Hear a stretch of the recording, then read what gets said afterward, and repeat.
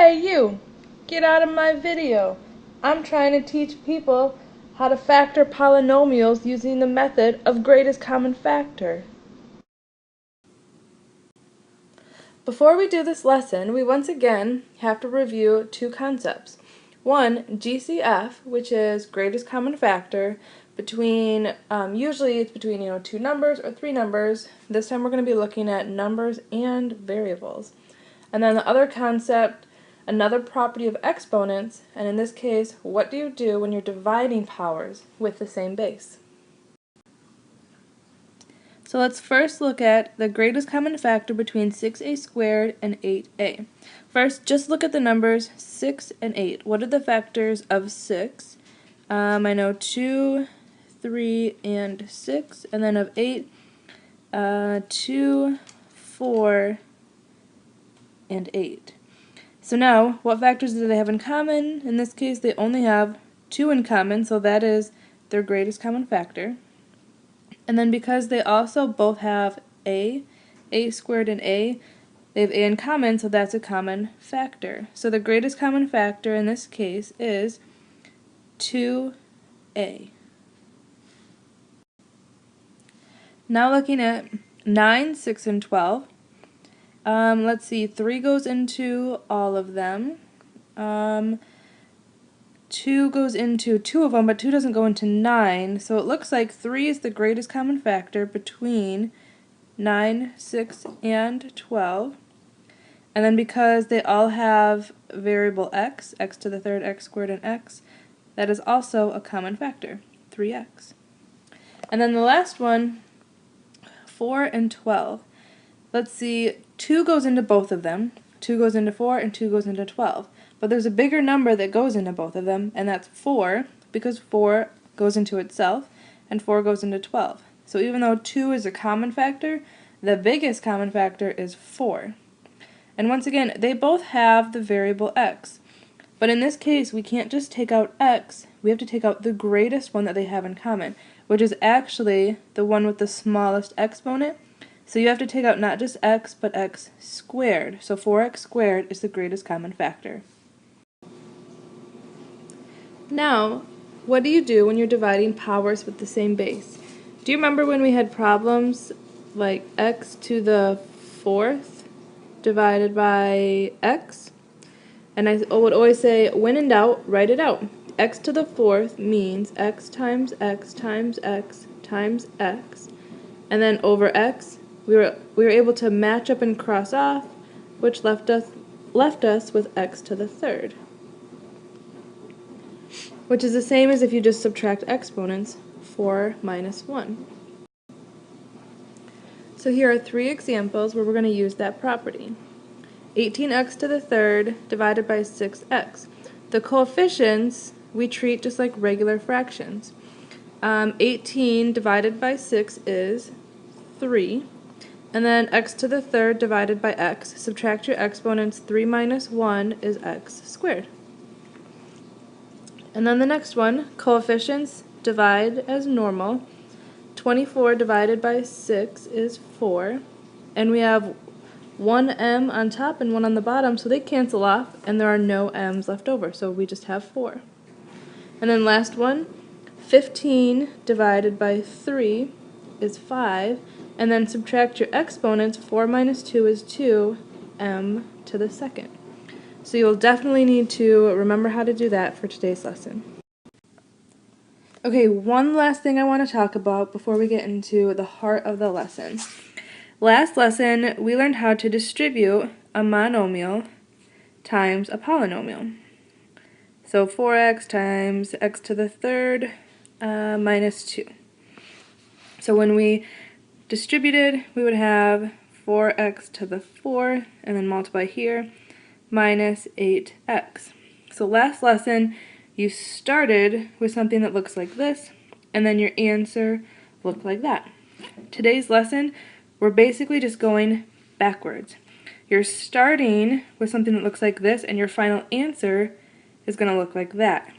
Factoring really just means we are undistributing. We're doing the opposite of the distributive property. Okay, we are now ready to learn how to factor polynomials using the method of greatest common factor. There are two steps involved. We have to first find the greatest common factor of all of the terms in a polynomial. And after you do that, we're going to divide that common factor out of every term. So remember, we're doing the opposite of the distributive property. The last lesson, we were multiplying something by each term. Today, factoring, doing the opposite, we're going to be dividing something out of each term. So first thing, find the greatest common factor of all three terms. So you first look at 3, 12, and 15. What is the largest number that goes evenly into all three of those numbers? And in this case, the GCF is 3. But you also have to look at, do they have a variable in common, and is it in all three terms? And in this case, they do. They all have x in common, so x is also part of my GCF. So step number 2 is to now divide that greatest common factor out of each term. So I'm going to divide 3x from all of these terms. And then after I divide them out, I'm going to bring them down, and they're going to be inside a set of parentheses. So, first one, 3x to the third divided by 3x. My 3's cancel out because 3 divided by 3 is 1, and x to the third divided by x is x squared. And then minus 12 divided by 3 is 4, and x squared divided by x is just x. And then plus 15 divided by 3 is 5, and my x's cross out. So right there, I'm done. This is what our lesson looked like yesterday, and we would have to distribute. But now we're going backwards. We're starting with a polynomial and then ending with something that looks like this, where we have a number in front and a set of parentheses. So there we have officially factored our polynomial using GCF. Let's do some more. Alright, so for question number 2. First step, we have to find the GCF. So what is the greatest common factor between 15, 10, and 5? The biggest number that goes into all three of those numbers evenly is 5. Now you also have to look at your variables. They all have an x. So we're going to take an x out. However, you can't just take an x out. You have to, between all three terms, you have to take out the smallest exponent. So we have to take out x squared. If you only divide each term by x, after you divide that out, they will still have something in common, and the idea is your final answer, after you divide, will not have anything in common. So, after you find the GCF, we're now going to take 5x squared and divide that by all of our terms. So looking at the first term, remember, the coefficients you divide, the exponents you subtract. So 15 divided by 5 is 3, and then subtract your exponents. 4 minus 2 is 2. So we have 3x squared plus, second term, 10 divided by 5 is 2, and 3 minus 2 is 1, so we're left with 2x. And then this last one, 5 divided by 5 is 1, and x squared divided by x squared is 1.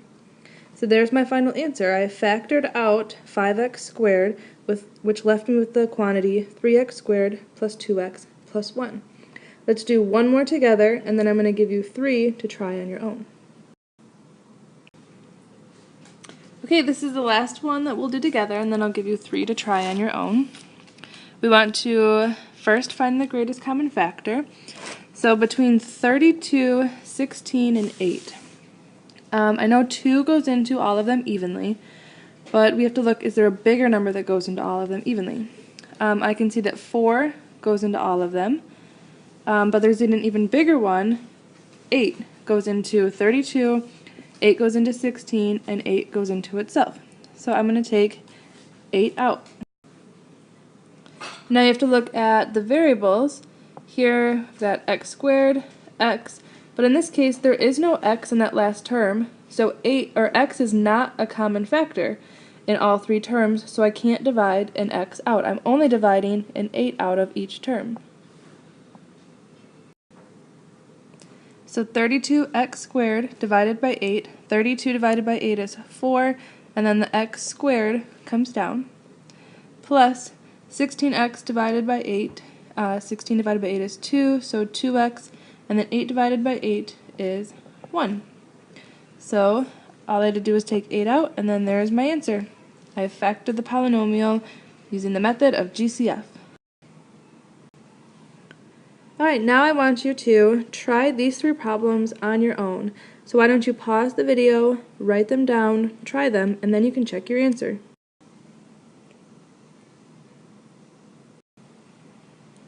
Alright, here are the answers. How'd you do? Who needs Dora the Explorer when you got Dana the Explainer? Good luck with your lesson.